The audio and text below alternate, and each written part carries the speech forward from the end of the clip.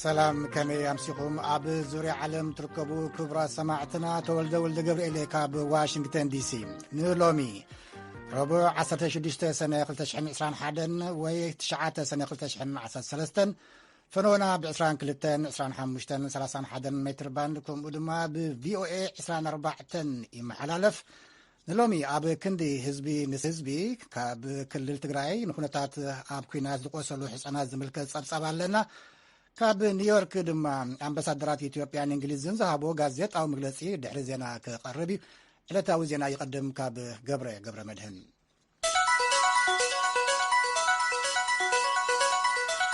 መይ ተምሲኡ ዜና ከስማዕኩም ሓይልታት ኤርትራ ኮነ ኢሎም ንህዝቢ ትግራይ የጥምዩ ከም ዘለው ሓደ ላዕለዋይ በዓል ስልጣን ሰብኣዊ ረድኤት ሕብራት መንግስታት ከሲሶም ናይ ሕብራት መንግስታት ሰብኣዊ ረድኤት ሓላፊ ማርክ ሎውኮክ ብፍላይ ምስ ሮይተርስ ኣብ ዘካየድዎ ቃለ ምልልስ ወታደራት ኤርትራን ናይቲ ከባቢ ተዋጋእትን ልዕሊ 1 ሚልዮን ሰባት ናብ ዝነብሩሎም ካብ መንግስቲ ቁፅፅር ወፃኢ ናብ ዝኾኑን ከባቢታት ቀረባት ከይኣቱ ኮነ ኢሎም ይኽልክሉለው ኢሎም ብዘይማትእ ምግቢ ከም ናይ ኩናት መሳርሒ ኣብ ጥቕሚ ይውዕል ኣሎ ኢሎም ኣብዚ ጽሑፍ ንዝቐረቡ ክስታት ካብ መንግስቲ ኤርትራ መልሲ ንምርካብ ዝተገብረ ጻዕሪ ኣይሰለጠን ይኹን እምበር ናይ ኤርትራ ሚኒስትር ሓበሬታ ኣቶ የማነ ገብረ መስቀል ቅድም ክብል ወታደራት ኤርትራ ረድኤት ይዓጽውለው ወይ ይሰርቁለው ንዝብሉ ክስታት ጠቐነ እዩ ክብሉ ነጺጎሞ እዮም ማርክ ሎውኮክ ንዝሃብዎ ርእይቶ ካብ ሰራዊት ኢትዮጵያ ቤት ጽሕፈት ቀዳማይ ሚኒስተርን ናይ ትግራይ ሃገራዊ ግብረ ሓይልን መልሲ ንምርካብ ዝተገብረ ጻዕሪ ኣይሰለጠን ወሃቢት ቃል ቤት ጽሕፈት ቀዳማይ ሚኒስተር ቢለኔ ስዩም 3 ሰነ ኣብ ዝሃበቶ ጋዜጣዊ መግለጺ ነቶም ክስታት ብምንጻብ ናይቲ ሃገር ሓይልታት ምክልኻል ምግቢ ከም መሳርሒ ይጥቀሙለው ዝብል መሰረት ዘይብሉን ፖለቲካዊ መበገስ ዘለዎን እዩ ክትብል መሊሳላ ብኻልእ ዜና ናይ ሕብራት መንግስታት በዓል ስልጣን ወታደራት ኤርትራ ጥሜት ከም መሳርሒ ይጥቀሙለው ኢሎም ትማል ሶሉስ ንቤት ምክሪ ጸጥታ ሕብራት መንግስታት ድሕሪ ምግላጾም ወታደራት ኤርትራ ካብ ክልል ትግራይ ብርግጸኝነት ኣብ ቀረባ ክወጹ እዮም ኢሎም ኣብ ሕብራት መንግስታት ኣምባሳደር ኢትዮጵያ ስሩሖም ይዛዝሙ ዘለው ናይ ሕብራት መንግስታት ሓላፊ ሰብኣዊ ረድኤት ማርክ ሎውኮክ ኣብ በይናዊ ኣኼባ 15 ኣባል ሃገራት ንዝሓቐፈ ቤት ምክሪ ጸጥታ ኣብ ዝሃቦ መብርሂ ኣብ ትግራይ ህውከት ጠጠው እንተዘይሉን ወታደራት ኤርትራ ካብ ትግራይ እንተዘይወጽዮምን ኣብ 1984 ዝተርኣየ ኣዕናዊ ዓጸቦ ተመሊሱ እንተደኣመጽዩ ዘገርም ኣይኮነን ኢሎም ጾታዊ መድፈርቲ ንደቂ ኣንስትዮን ኣዋልድን ንምሽባርን ጭካነ ንምፍጻምን ስልቲ ኣብ ጥቕሚ ይውዕል ኣሎ ክብሉ ነቲ ቤት ምክሪ ተዛሪቦም ብመሰረት ኣብቲ ኣኼባ ዝተሳተፉ ዲፕሎማስኛታት ኣብ ኒውዮርክ ዝርከብ ናይ ሕብራት መንግስታት ልኡኽ ኤርትራ ንዝቐረቡ ሕቶታት ኣይመለሰን ኤርትራ ኣብ ሚያዝያ ወታደራታ ካብ ትግራይ ንምውፃእ ምስ ስምምዓ ገሊጻ እያ ኣብ ሕብራት መንግስታት ኣምባሳደር ሶፊያ ተስፋ ማርያም ወታደራት ኤርትራ ብጾታዊ ዓመፅን ብምጥማይን መኽሳስ ሓሶትን ዘጉህይን እዩ ክብላ መሊሰን ኣብ ወርሒ ሚያዝያ ኣብቲ ናይ ቤት ምክሪ ጸጥታ ምይይጥ ዝተሳተፉ ኣብ ሕብራት መንግስታት ኣምባሳደር ኢትዮጵያ ኣጽቀ ስላሴ ኣምዴ ናይ ኤርትራ ምውፃእ ገለ ቴክኒካውን ናይ ኣሰራርሓን ምፍላይ ጉዳይ እዩ ኢሎም ናይ ዓረብ ሊግ ሚኒስትራት ወፃኢ ናይ ሕብራት መንግስታት ጸጥታ ኣብ ኣሰሓሓቢ ጉዳይ ህንጸት ዓብዪ ግድብ ህዳሴ ጣልቃ ንከኣቲ ብታሕተዋይ ተፋሰስ ሃገራት ንዝቐረበ ጻውዒት ትማል ሶሉስ ኣብ ኳታር ኣብ ዝተኻየደ ኣኼባ ደጊፎም ኢትዮጵያ ብወገና ሚኒስትር ወፃኢ ዓረብ ሊግ ብዛዕባ ዓብዪ ግድብ ህዳሴ ዘሕለፍዎ ውሳነ ናብ ሓደ ወገን ዘዳለዎ እዩ ክትብል ብምግላጽ ከም ዘይተቐበሎ ሚኒስትር ጉዳያት ወፃኢ ኢትዮጵያ ኣፍሊጡ ብኻልእ ዜና ሚኒስትራት ጉዳያት ወፃኢ ሊግ ዓረብ ግድብ ዓብዪ ህዳሴ ኣመልኪቱ ኣብ መንጎ ግብፂ ሱዳንን ኢትዮጵያን ዘሎ ጎንፂ ንምፍታሕ ኣብ ዝግበር ጻዕሪ ዝጠመተ ትማል ሶሉስ ኣብ ኳታር ተኣኪቦም ነይሮም ሚኒስትር ጉዳያት ወፃኢ ግብፂ ነቲ ኢትዮጵያ ኣብ ዝመጽእ ወርሒ እትጅምሮ ምምላእ ማይ ህዳሴ ግድብ ኣመልኪታ ምስ ኢትዮጵያ ዘለዋ ዘይምስምማዕ ኣብ ክንዲ ብወታደራዊ ዲፕሎማስያዊ ፍታሕ ከም እትመርጽ ክገልጹ ከለው ቀዳማይ ሚኒስትር ኢትዮጵያ ኣብይ ኣሕመድ ድማ መንግስትን ህዝብን ኢትዮጵያ ጥቕሚ ህዝቢ ሱዳን ኮነ ግብፂ ናይ ምጉዳእ ድልየት የብሎምን ኢሎም ኤድዋርድ ዩራንያን ካብ ካይሮ ንቪኦኤ ዝለኣኾ ጸብጻብ ሳራ ፍስሓየ ክተቕርቦ እያ حلاف الليج عرب أحمد أبو الجيتن منستر قدات وزاي كواتر محمد بن عبد الرحمن بن جاسم التاني دحر منسترات وزاي الليج عرب أبدو هاز قبر وأخي واسعبو نقازيت أنياتات كمزوالو تقوجل نتي أمونغو إذن سلست هاقرات أقات مزركب من صحابات ماي بايتو زادتاو دب حبرات هاقرات إيدو نخأتو يتقوع مهلا ويزحابرو تليج نتي أبزغط الورحيب زي سممع سودان قبز أن إتيبيا تكايدو خال أي مملا ماي قدب هداسة سعبو كل عالزخ القوانت أنا مترافي سعرنا نايلوم ሕብረት ኣፍሪቃ መንጎኛነት ክካየድ ዝጸንሐ ጻዕሪ ሽምግልና ዘምጽኦ ዝተራእየ ለውጢ ብዘይ ምህላውን ግብፅን ሱዳንን ድማ ኢትዮጵያ ካልኣይ ምምላእ ማይ ትካየድ እንትኾይና ኣብ ልዕሊ ሃገራዊ ድሕንነትና ሓደጋ ከብጽሕ ይኽእል እዩ ዝብል ስጋት ከም ዘለዎን ይገልጻሉ ኢሎም ሚኒስትር ጉዳያት ወጻኢ ግብፂ ሳሚሕ ሾክሪ ብሶኒ ንመራኸብቲ ማዕከናት ዜና ዓረብ ከም ዝበልዎ نحن نسعى للتوصل إلى حلول ካይሮ ሕዝውን ቅድሚ ናብ ካልእ ኣማራፂ ምስጋራ ምስ ኢትዮጵያ ዘለዋ ዘይምርድዳእ ብዲፕሎማስያዊ መገዲ ንምፍታሕ ፀንቂቓ ትጥቀም እያ ዘላ እንተኾነ ግን እዚ ዘይሰምር እንተኾይኑ ክልቲአን ሃገራት ድሕንነት ህዝበን ናይ ምሕላውን ካብ ሓደጋ ናይ ምክልኻልን ሓላፍነት ኣለወን እዩ ክብሉ ከለው ሚኒስትር ሕርሻ ሱዳን ያሲር ዓባስ ብወገኖም ኣብቲ ሶኒ ኣብ ካርቱም ዝሃብዎ ጋዜጣዊ መግለጺ نسبة لضيق الزمن السودان بيقبل بالاتفاق المرحلي ኢትዮጵያ ምስ ሱዳንን ግብፅን ናብ ሓባራዊ ምርድዳእ እትበጽሕ እንተኾይና ማለት እውን ነቶም ስጋብ ሕዚ ዝተበጽሑ ስምምዓት ሓዊሱ ንመጻኢ በብብርኩን ዝግበሩ ዘተታት ኢትዮጵያ ውሕስናት ትህብን እትፍርምን እንተኾይና ሃገሮም ነቲ ምምላእ ማይ ከም ዘይትቃወም ሓቢሮም ደጋጊሞም ምምላእ ማይ ትግድብ በቲ ዝተተለመሉ እዋን ኣብ መፈለምታ ወርሒ ሓምለ ከም ዝካየድ ዝዛረቡ ቀዳማይ ሚኒስትር ኢትዮጵያ አብይ አሕመድ የህዳሴ ግድብ አንድ የኢትዮጵያን ክብርና ጥቅም በሚያስከብር ሁለት ምኞትና ግድብ ህዳሴ ሓደ ክብርን ጥቅምን ኢትዮጵያ ብዘኽብር ካልኣይ ድሌትን ፕሮፓጋንዳን ፈልዩ ብሳይንሳዊ መገዲ ፍልጠት ማእኸል ገይሩ ዝስራሕ ፕሮጀክት እዩ ሳልሳይ ንታሕተዎት ሃገራት ተፋሰስ ብዘይጎድእ መልክዑ ዝፍጸም እዩ ህዝቢ ኢትዮጵያ ንህዝቢ ግብፂ ናይ ምጉዳእ ድሌት የብሉን ምጥቃም ጥራሕ ይደሊ መንግስቲ ኢትዮጵያ እውን ጥቅሚ ግብፂ ኾነ ሱዳን ናይ ምትዕንቃፍ ሕልሚ የብሉን እዮም ዝበሉ ተንተንቲ ፖለቲካን ምሁራን ግን እቲ ጉዳይ ኣዝዩ መስጋኣይ ምዃኑ ይገልጹ ነመስግን ሳራ ዝመጽእ ሶኒ ንሃገራዊ ምርጫ ኢትዮጵያ ሳተፉ ተወዳደርቲ ፖለቲካዊ ፓርቲታት ናይ ምረጹን ጎስጓስ ሎሚ ምዝዛሞም ሃገራዊ ቦርድ ምርጫ ኢትዮጵያ ፍሊጡ ኣማኻሪት ኮሚኒኬሽን ቦርድ ምርጫ ሶላንያ ሽመልስ ኣብ መግለጺያ ዝቕጽላ 4 መዓልታት ወፍሪ ምርጫ ዘይካየደሉ እቲ ማሕበረሰብ ብዛዕባ ኣዋህባ ድምፂ ጥራይ መረዳእታ ዝረኽበሉ መን ክመርጽ ከም ዘለዎ ንምሕሳብ ናይ ጽሞና ግዜ ዝረኽበሉ ግዜ ምዃኑ ንቪኦኤ ተዛሪባላ ፓርቲታት ፖለቲካን ደገፍቶምን ብፍላይ ትማልን ሎምን ናይ መወዳእታ ጎስጓሶም ኣብ ዝተፈላለዩ ክፋላት እቲ ሃገር ዘካየዱ ክኾኑ ከለዉ ኣካቢ ቤት ምኽሪ ፓርቲታት ፖለቲካ ዶክተር ራሄል ባፌ ብወገናን መስርሕ ምርጫ ናብዚ ደረጃ ምብፅሑ ድሕሪ ምግላጽ ተስፋን ስግኣትን ግን ድሕሪ ምርጫ ዝቕጽል ብምዃኑ ዝተረፉ ስራሕቲ ምህላዎም ተዛሪባላ ከም ጸብጻብ ናብቲ ቦታ ዝተጓዓዘ ኣባል ድምፂ ኣሜሪካ ደረጀ ደስታ ካብ ኣዲስ ኣበባ ማሕበራዊ መራኸቢ ብዙሃን ፌስቡክ ትማረቡዕ ምስ ዝመጽእ ሰሙን ዝካየድ ምርጫ ኢትዮጵያ ንዝተሓሓዝን ተጠቀምቲ ውሽጢ ሃገር ዒላማ ዝገበረን ሓደ መርበብ ገጻት ፌስቡክ ምዕጻው ኣፍሊጡ ፌስቡክ እቲ መርበብ ገጻት ምስ ሃገራዊ ትካል ጸጥታ ሓበሬታ ኢትዮጵያ ዝሰርሑ ውልቀ ሰባት ምትእስሳር ከም ዘለዎ እውን ሓቢሩሎ ብመሰረት ሓበሬታ ፌስቡክ እቲ መርበብ ገጻት ዝዝርግሖም ዝነበረ ትሕዝቶ ብቋንቋ ኣምሓርኛ ከም ዝነበረን ኣብ ዜናታትን ፍጻመታትን ገዛኢ ፓርቲ ብልጽግናን ቀዳማይ ሚኒስትር አብይ አሕመድ ዝሓውስ መንባሩ ገሊጹ እቲ ትካል ወሲኹ እቲ መርበብ ገጻት ንተወዳደርቲ ፓርቲታት ከም ግንባር ናጽነት ኦሮሞ ናይ ኢትዮጵያ ዲሞክራቲክ ፓርቲ ህዝባዊ ወያነ ሓርነት ትግራይን ካልኦት ፖለቲከኛታትን ነቐፌታ ከቕርብ ጸኒሑ እዩ ኣገልግሎት ዜና ሮይተርስ ሓላፊት ትካል ሓበሬታን ጸጥታ ኢትዮጵያን ኣብቲ ጉዳይ ርእይቶ ከም ዘይሃቡ ወሃብ ቃል ቤት ጽሕፈት ቀዳማይ ሚኒስትር አብይ አሕመድ ብሌን ስዩም ግን እቲ ትካል ኣብ ትሕቲ ሚኒስትሪ ስለላ ብምዃኑ ነቲ ሕቶታት ናብኡ ክቐርብ ምሕባራ ሮይተርስ ሓቢሩሎ ኣብ ብርክት ዝበለ ሃገራት ኣፍሪካን የመንን ዝርከቡ ልዕሊ 34 ሚልዮን ሰባት ካብ ዓጸቦ ንምድሓን ብቢልዮናት ዶላር ዝቁጸር ገንዘብ ንናይ ረድኤት ፈንድ ብቁልጡፍ ከም ዘድሊ ፕሮግራም ምግቢ ዓለም ኣፍሊጡ ኣብ ዝሓለፈ ሰሙን መራሕቲ ብቁጠባ ናይ ዝማዕበለ ሃገራት ጉጅለ 7 ሚልዮናት ኣብ ቀልቀል ዓጸቦ ይርከቡ ምህላዎም ስኽፍትኦም ገሊጾም ኣማእቲ ኣሽሓ ሰባት ብጥሜት ናይ ሞት ሓደጋ ከየጋጥሞም ንምክልኻል 7 ቢልዮን ዶላር ንምሕጋዝ ቃልኣት እዮም ፕሮግራም ምግቢ ዓለም ንመጽባዓ መራሕቲ ጉጅለ 7 ብሓጎስ ተቐቢልዎ ኣሎ ፕሮግራም ምግቢ ዓለም ካብ ዝጠመዩ ብምንካይ ብዓጸቦ ንዝተጠቕዑ ንምሕጋዝ እናሰርሐ ምዃኑ ኣፍሊጡሎ ኣብ የመን ደቡብ ሱዳን ቡርኪና ፋሶ ማዳጋስካርን ኣብ ቀረባ ድማ ኣብ ኢትዮጵያ ክልል ትግራይን ዓጸቦ ክነወግድ ኣለና ኢሎም ወሃብ ቃል ፕሮግራም ምግቢ ዓለም ቶምሶን ፊሪ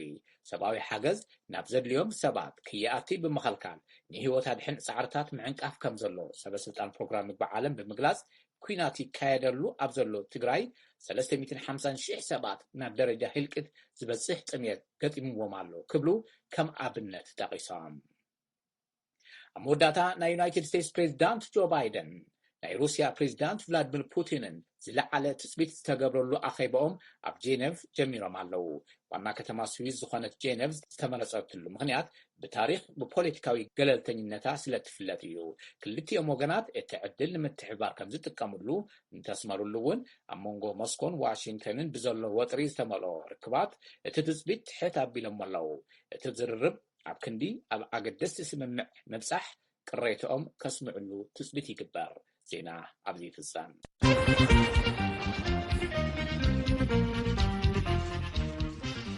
ዕለታዊ ዜና ክሰምዑ ፀኒሕኩም ካብ ገብረ መድህን ድምፂ ኣሜሪካ እዩ የቀኒልና ክንሓልፍ። ናብ ክልል ትግራይ ዝኣቱ ሓገዛት ብቅልጡፍ ክውስኹን ብፋይናንስ ክሒሉን እንተዘይክኢሎም ንልዕሊ 1 ሚልዮን ኢትዮጵያውያን ዝቐተለ ናይ 77 ዓመተ ምህረት ጥምየት ተመሊሱ ከጋጥም ይኽእል እዩ ክብል ኣጠንቂቖም ሓላፊ ሰብኣዊ ረድኤት ሕቡራት ሃገራት።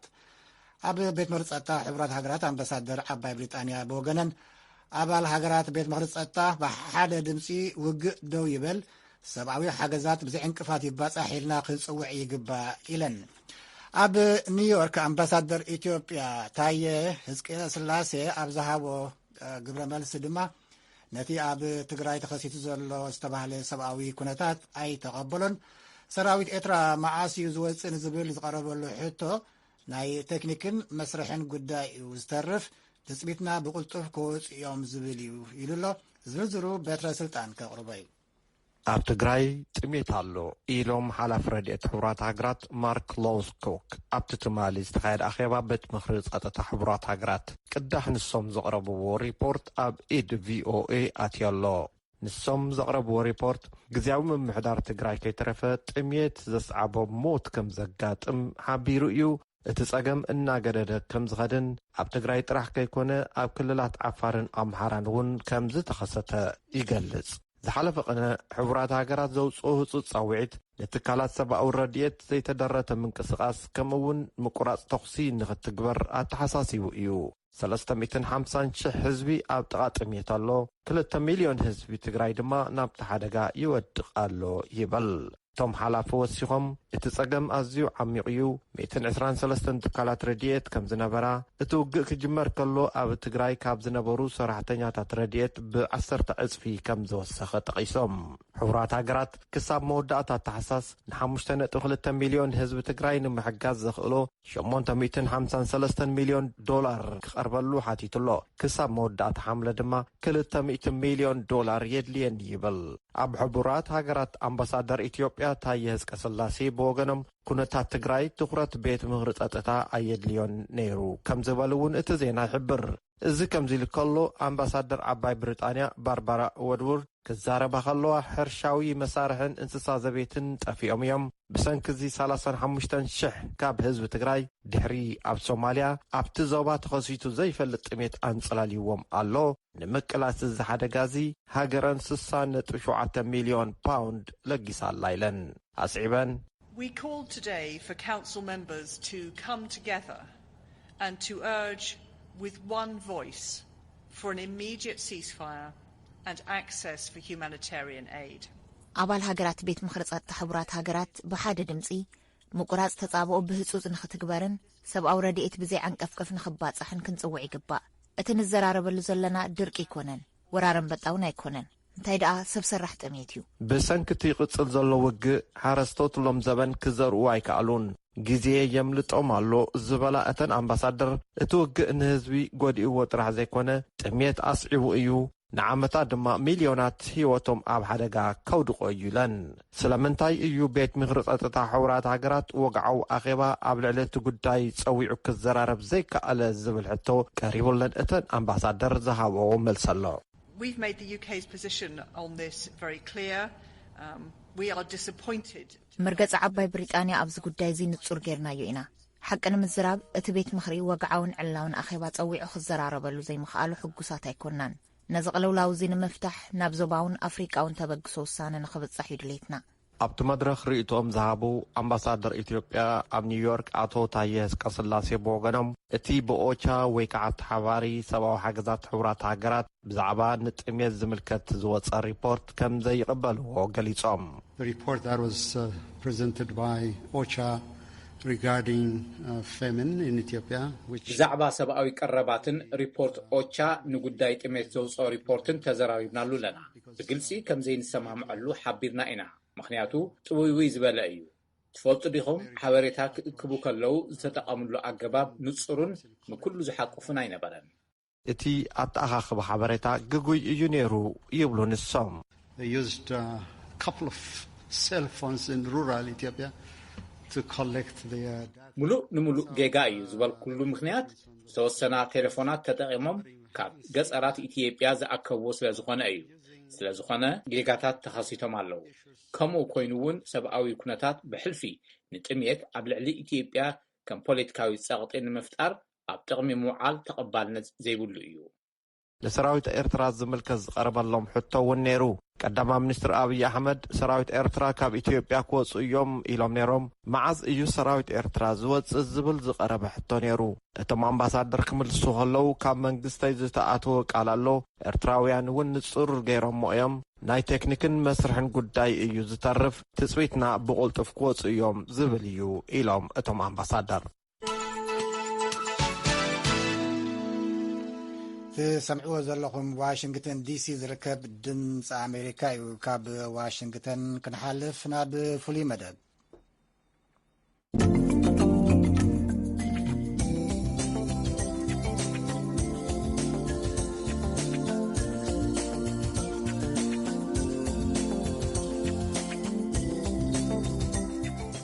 وكيلنا علم فسها كاب مقاله وصيلو اب زركب هوسبيتال حيدر بمبصح قدات كوينات نزخونو قلعوت تعذبو نزسعب ريبورت اللي يقولنا له بمخنيات اب تግራይ ዝካየድ ዘሎ ኩናት ግዳይ ዝኾነ ህፃውንቲ ብከቢድ ታስየን ኣብ ሪፈራል ሆስፒታል ዓይደር ሕክምና ወሓገዝ እናተገበረለን ይርከባ ካብ ተፈላለየ ወዛሃት ትግራይ ግዳይ ኩናት ዝኾነ ህፃውንቲ ደቂ ኣንስትዮ ኣብ ሆስፒታል ዓይደር ንምዕዛብ ክኢለ ናብ ሪፈራል ሆስፒታል ዓይደር ዑደት ኣብ ዝገበር ኩሉ ግዜ ህፃናት ደቂ ኣንስትዮ እናተቐንዘባ ይረኺበን እዚ ቃንዛ ጓል 13 ዓመት ቅሳነት ገብረ ሚካኤል እዩ ቅሳነት ኣብ ገጠር ዓድዋ ፈረስማያ ትነብር ወላዲታ ወይዘሮ ገነት ኣብ ኮና ኣለዋ ወይዘሮ ገነት ቅሳነት ኣብ ገዛብ ስራሕ እናሃለወት 13 ሚያዝያ 2013 ዓመተ ምህረት ከቢድ ወቂዕዋ ናብ ሕክምና ካብ ትመጽእ ሕዚ ቁርብ ለውጥ ትገብራላ ይብላ ገነት ዓድዋ ፈረስማያ ይበሃል ናብ ገዛ ኣብ ስራሕ ምግቢ እናሃለወት ዝኾነ ከቢድ ዓልይዋ 13 ዓመት 12 ሚያዝያ أميرة سلام زرزي أيات طاعتي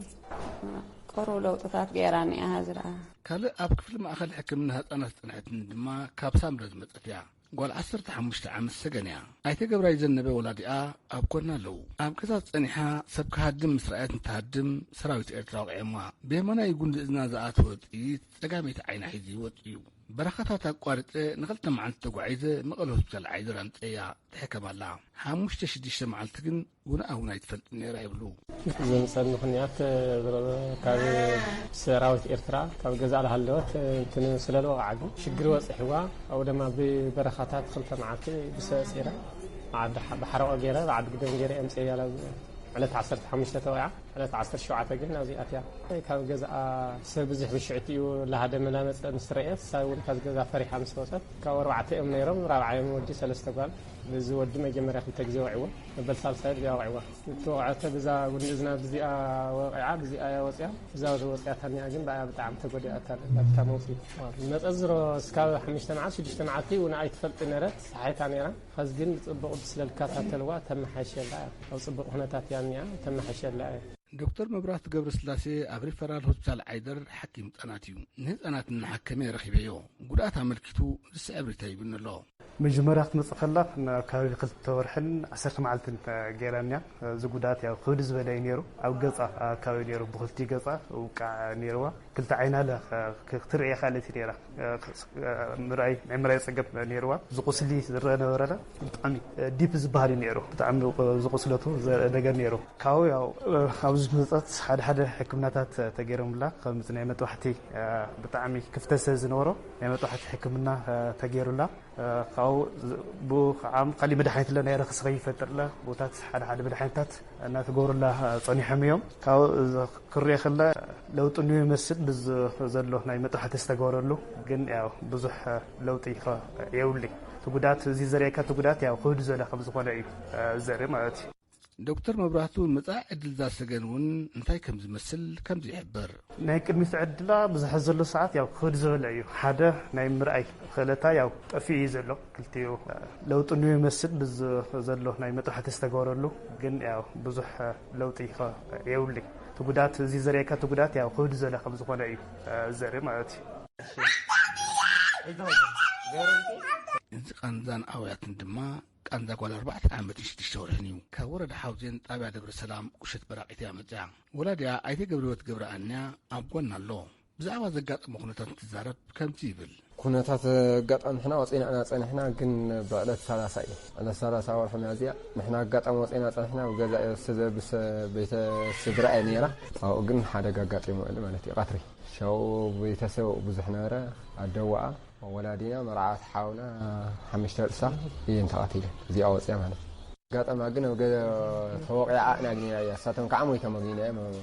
حرشاو قاتيلهم كيل مالك قال غن قالت شلنا غننا عباي غن والتنشتي يا ببرت ودياتنا خايدا الى زي ابساجا نازي اغم سانجاي اما حقلتنا فرس اغرا بتسون بزح مويتو سبيتي غالي مرعت حاوي ولادي او غزا صنحمو صينا حرشا قاتيلهم كيل داي كونات زغنا هصانات ملؤ محرت كوردلن تسفا يكبر حبرتان ذهبون مزن قديات كرخب زحقدنا حكاي مستل عيدرن عزيز مسكن على انفساد نريد دمت امريكا كم غله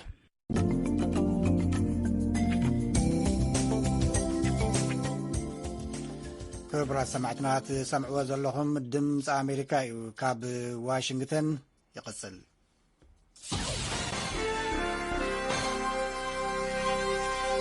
سمعتنا قصيدو مرغص منግስት ዩናይትድ ስቴትስ ዘንጸባርቅ ርዕሰ አንቀጽ ክንበብ እዩ